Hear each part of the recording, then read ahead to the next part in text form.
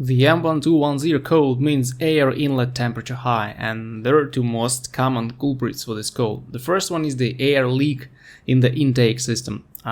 It's important exactly in the intake, not the exhaust, as many owners would think. And because of this leak, the air is taken not from the filter that in turn catches some cool air from outside, but from the engine bay where the air temperature is significantly higher than outside. And because of this leak, the air temp sensor is in the intake registers an abnormally high temperature of air and throws the code.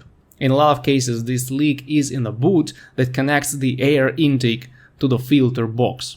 And secondly, the failing intake air temperature sensor may cause this warning to pop up. While replacing it is not that hard, the sensor itself is unfortunately around $200 for modern machines.